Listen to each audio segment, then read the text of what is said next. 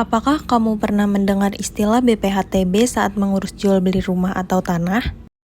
Atau mungkin kamu bertanya-tanya, kok beli rumah mahal-mahal masih harus bayar pajak lagi?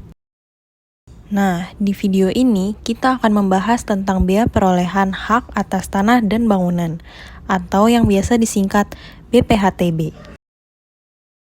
Sebenarnya, apa sih pengertian BPHTB? BPHTB adalah bea perolehan hak atas tanah dan bangunan, yaitu pajak yang dikenakan atas perolehan hak atas tanah dan atau bangunan. Hal ini diatur dalam Pasal 1 Ayat 43 Undang-Undang Nomor 28 Tahun 2009 tentang pajak daerah dan retribusi daerah. Nah, yang dimaksud perolehan hak di sini bukan cuma beli tanah atau bangunan ya, tapi juga bisa dari hibah, waris, atau bahkan hadiah. Dan siapa yang wajib membayar BPHTB? Jawabannya yaitu pembeli. Pembeli yang menanggung pungutan ini, sedangkan penjual wajib membayar PPh. Jadi, keduanya sama-sama punya tanggung jawab perpajakan. Lalu, perolehan apa saja sih yang dikenakan BPHTB? Menurut Pasal 85 Ayat 1 Undang-Undang Nomor 28 Tahun 2009, objek BPHTB adalah perolehan hak atas tanah dan atau bangunan.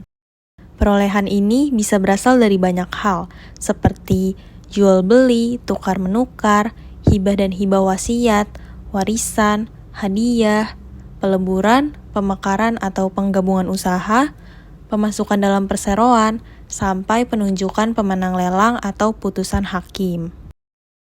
Lalu, jenis hak apa saja yang dikenai BPHTB?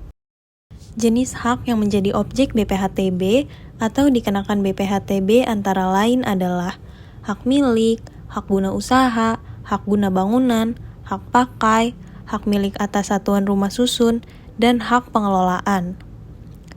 Dengan kata lain, selama kamu mendapatkan hak atas tanah atau bangunan dalam bentuk apapun, kemungkinan besar kamu akan dikenai BPHTB. Tapi, tidak semua perolehan hak atas tanah atau bangunan dikenai BPHTB. Ada 6 pihak atau kondisi khusus yang tidak dikenakan BPHTB loh. Antara lain, yang pertama, perwakilan diplomatik atau konsulat yang berdasarkan asas timbal balik. Yang kedua, negara untuk kepentingan pemerintahan atau pembangunan umum.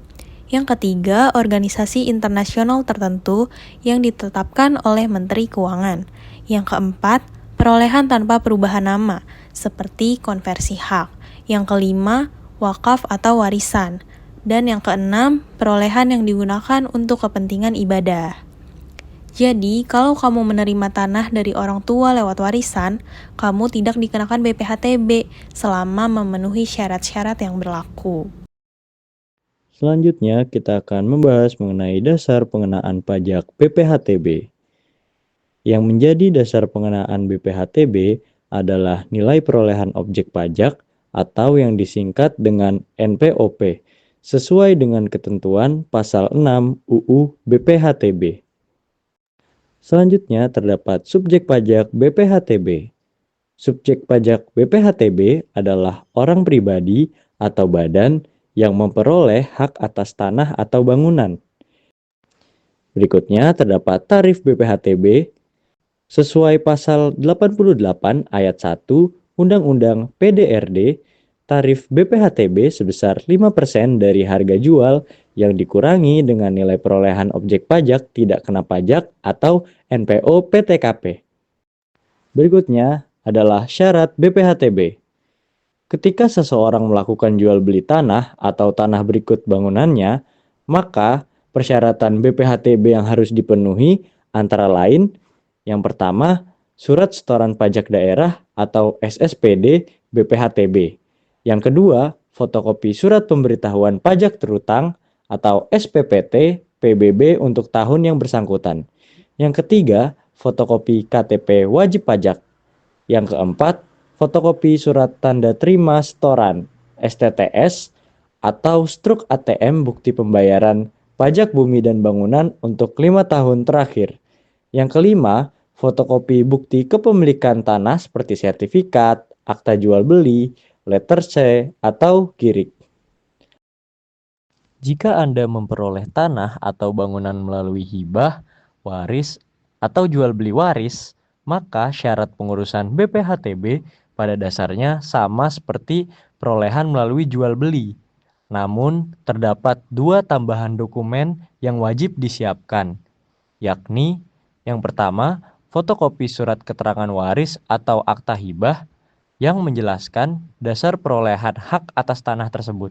Yang kedua, fotokopi kartu keluarga sebagai bukti hubungan keluarga antara pemberi dan penerima hak. Nah, sesuai dengan tarif BPHTB yang sudah kita bahas sebelumnya, sekarang saatnya kita masuk ke bagian yang lebih seru, yaitu studi kasusnya. Di sini kita bakal hitung bareng-bareng berapa sih BPHTB yang harus dibayar kalau seseorang membeli tanah lengkap dengan angka-angkanya biar semakin jelas. Oke, bayangkan kamu sedang membeli tanah kosong seluas 1000 meter persegi di Jakarta. Dan harga yang disepakati dengan penjual adalah 2 juta per meter. Jadi, total harga tanah atau NOP-nya adalah 1000 dikali harga per meter yaitu 2 juta dan hasilnya adalah 2 miliar rupiah untuk harga tanah. Nah, karena tanah ini berlokasi di Jakarta, maka NPO PTKP-nya adalah 80 juta. Lalu, kenapa NPO PTKP-nya 80 juta? Itu karena pemerintah Provinsi DKI Jakarta menetapkan NPO PTKP sebesar 80 juta rupiah melalui peraturan daerah yang mengatur tentang BPHTB atau Bea Perolehan Hak Atas Tanah dan Bangunan. Tepatnya, NPO PTKP ini diatur dalam Peraturan Daerah DKI Jakarta Nomor 18 Tahun 2010 tentang Bea Perolehan Hak atas tanah dan atau bangunan. Balik ke perhitungan yang tadi, jadi BPHTB dihitung dengan rumus 5% dikali NPOP dikurang NPO PTKP. Karena sebelumnya kita sudah tahu bahwa NPOP tanah yang kita beli adalah 2 miliar dan NPO PTKP di Jakarta adalah 80 juta. Yang jika dikurangkan hasilnya adalah 1.920.000.000 rupiah. Nah, hasil ini kita kalikan 5% dan hasilnya adalah 96 juta rupiah. Maka itulah jumlah bea perolehan hak atas tanah dan bangunan yang harus kita bayar. Oke, lanjut ke pembahasan selanjutnya, yaitu ketentuan hukum dari BPHTB. Untuk bisa memindahkan hak atas tanah atau bangunan secara legal, kita membutuhkan bantuan PPAT atau seorang notaris. Tapi, mereka baru boleh menandatangani akte setelah kita menunjukkan bukti pembayaran BPHTB dari tanah yang telah kita beli. Nah, aturan ini tertulis jelas dalam pasal 91 dan 92 Undang-Undang PDRD. Nah, hal yang sama juga berlaku untuk kepala kantor lelang atau kantor pertahanan. Jadi, semua harus tunggu bukti pembayaran dulu ya. Pada video sudah dilampirkan SSB atau Surat Setoran BPHTB yang telah menjadi bukti pembayaran dari tanah yang telah kita beli. Nah, ini merupakan salah satu syarat untuk mendapatkan pelayanan tertentu dari pejabat yang berwenang. Dan hal ini telah tertulis dalam pasal 91 dan pasal 92 UU PDRD yang pasal 91-nya mengatur bahwa pembayaran BPHTB merupakan syarat untuk mendapatkan pelayanan tertentu dari pejabat yang berwenang dan pelayanan yang dimaksud termasuk pendaftaran peralihan hak atas tanah atau bangunan ke Badan Pertahanan Nasional atau BPN.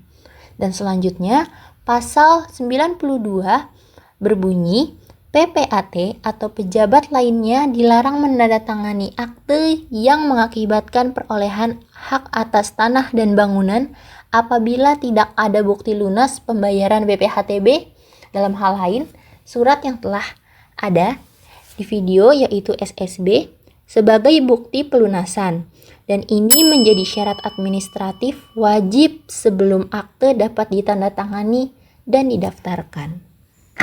Oke, lanjut ke ketentuan kedua. Jadi, setelah akte atau risalah lelang telah dibuat, kita wajib melapor ke kepala daerah paling lambat tanggal 10 pada bulan berikutnya. Lalu, bagaimana jika terjadi pelanggaran atau kita melanggar ketentuan-ketentuan tadi? Nah, jadi jangan harap bebas dari sanksi ya. PPAT atau notaris yang menyalahi aturan ini bisa didenda hingga 7,5 juta per pelanggaran yang dilakukan. Dan untuk kepala kantor lelang, dendanya adalah 250.000 untuk setiap keterlambatan pelaporan. Jadi, jangan hanya fokus pada transaksi dan harga, pahami juga kewajiban pajak dan ketentuan hukumnya. Karena dengan membayar BPHTB dengan benar, kamu sedang memastikan hak milikmu diakui secara sah dan terlindung dari hukum yang ada.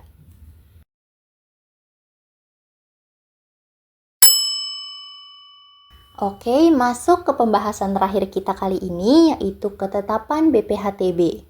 Nah, menurut Undang-Undang Nomor 20 Tahun 2000, Direktorat Jenderal Pajak atau Keputusan Kepala Daerah Undang-Undang Nomor 28 Tahun 2009, dalam jangka waktu 5 tahun sesudah terutangnya BPHTB, setelah lebih dahulu melakukan pemeriksaan lapangan atau kantor dan dapat diterbitkan surat ketetapan bea atau SKB atau surat ketetapan pajak atau SKPD, terdapat 4 jenis surat ketetapan BPHTB berbeda yang akan dikeluarkan berdasarkan dengan kebutuhannya. Oke, yang pertama ada surat lebih bayar atau LB yang dibuat apabila pajak yang dibayar ternyata lebih besar daripada jumlah pajak yang terutang atau dilakukan pembayaran pajak yang tidak seharusnya terutang. Lalu yang kedua ada surat nihil atau N apabila jumlah pajak yang dibayar sama dengan jumlah pajak yang terutang. Yang ketiga, ada kurang bayar atau KB, yang apabila berdasarkan hasil pemeriksaan atau keterangan lainnya, ternyata jumlah pajak terutang tidak atau kurang bayar. Dan yang terakhir, ada surat kurang bayar tambahan atau KBT, yang dikeluarkan apabila ditemukan data dan atau data yang semulanya belum terungkap atau novum yang menyebabkan penambahan jumlah pajak yang terutang kecuali wajib pajak sudah melaporkannya.